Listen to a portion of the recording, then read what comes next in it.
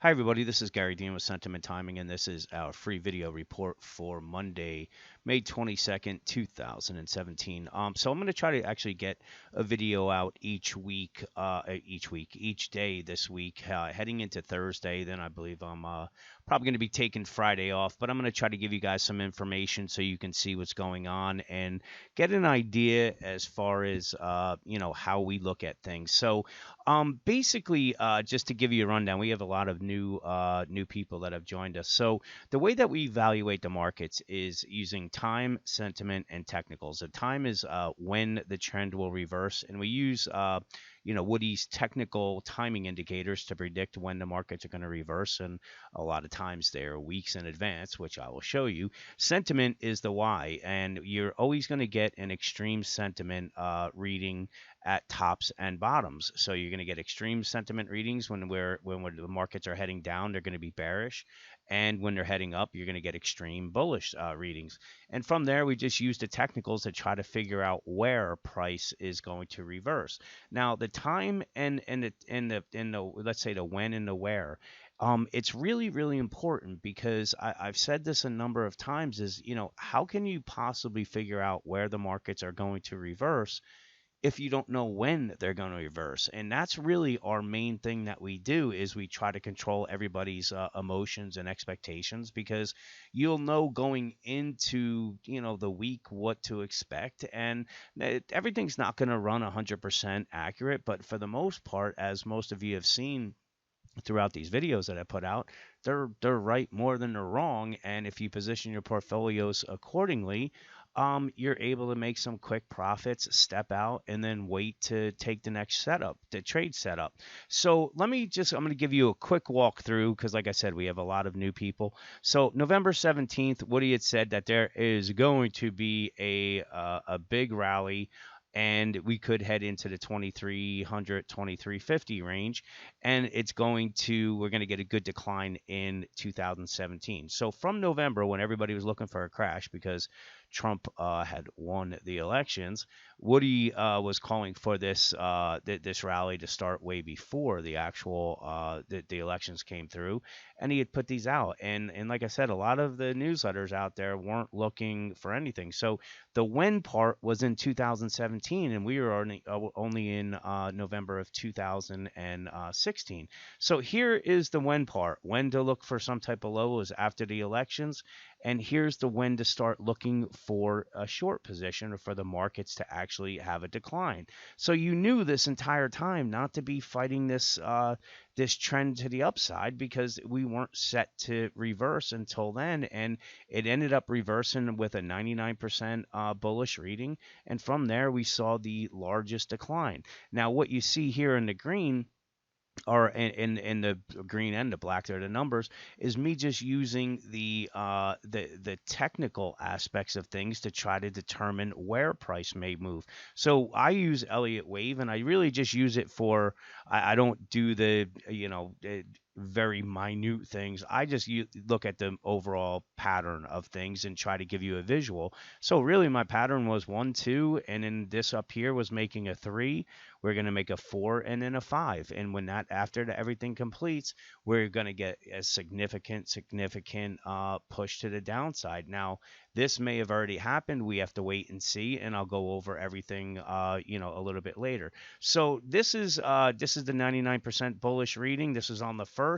We knew that we were heading into a top period right here, and from there we knew that once we got into the 19th. Now let me just show you something real quick. This was the 99% bullish reading. Like I said, bullish sentiment readings will happen extremes at the tops, and they will happen at the bottoms, bearish extremes. So on this, we knew that this was the top, and what I'm going to do now is just show you right here what he was calling for, and this is going back on April 4th.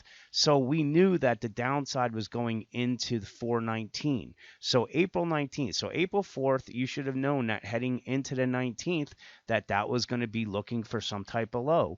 Well, here's the first, here's 419. The low came a little bit earlier than that, but it was on this date right here when all of a sudden we had this explosive move to the upside. So again, if you were looking to buy the markets, yeah, you could have been good with some quick scalps, but really until this area came, this is when the market just absolutely exploded. So you knew not to be getting overly aggressive on the short side, and wait until some kind of confirmation to get long, and this was the result. We made new highs. But these dates right here, what we were looking for was he was looking for a generic top. Now again, this is coming into the this is the May 9th newsletter because I showed something else, but this was coming out all throughout May, where we had a generic high coming on April 10th to the 15th. So we just used the technicals to determine the visual and where things are. This was the 10th. From there, we made a wave 4 down, and then we came up, and on the 15th, we made the wave 5. And from there, we saw the S&P drop 40 points in one day. So again, knowing when to look for the market to drop, and being we had two dates here, it actually fit the profile perfect as far as a technical part of things. So you can see it's just when I knew where the when was, I was able to put the actual wave structure together and figure out what was going on. So that is where we are right now. And what Woody's been saying now is, he was looking for a generic top on May 10th to the 15th, and there's going to be upside tries into, and this is where we are right now. You have to know when these markets are going to reverse. If you don't know where, if you have to know when they're going to reverse to figure out where they're going to. So what he was saying, there's going to be an upside try into, and we have these dates right here. So we know when to start looking for a top and when to start shorting. And if he was going to guess, recoveries Friday sets up for another sell near. And again, we know when the dates are to expect that top to come in. And he said to keep in mind that most likely it embarked a multi-month correction. So this move that we have going right now, really it fits a profile where we're going to make a turn on the date. But the thing is, we can't give you these dates. Is it here? Is it here? Is it here? We can't give you that because that's what our members pay for. And if we were just going to give them out, it wouldn't, why would anybody pay us, and we're a business? So anyway, what we're looking for is this is going to fail at some point, but it's probably not going to have that sharp turn until we come into our turn date. So if we came down a little bit, we're getting kind of overbought right there. We're heading into resistance, maybe a little bit of pullback and then up again. But until we hit the dates that we are anticipating for the market to turn, we're probably just going to chop around. We're heading into a long weekend. The bulls like to do their work on it. And what I've been telling people just in the technical aspect is, really just let this go right now. If you're short, I was suggesting the short side all the way up in this area here. So I said you either hang on to them or look to build a short position on a bounce. Allow for the 23.88 to come into play, 23.91, and then I have the 23.99, which is the gap fill. Now, can it go above that? Yeah, we have to. Now that we know when to start looking for things, it's easy to start kind of digesting. So we don't really have any bearish divergences, but when we look at the 15-minute chart, here we have bearish divergences. So to me, I wouldn't be getting too aggressive on the long side or getting complacent, even though we headed up.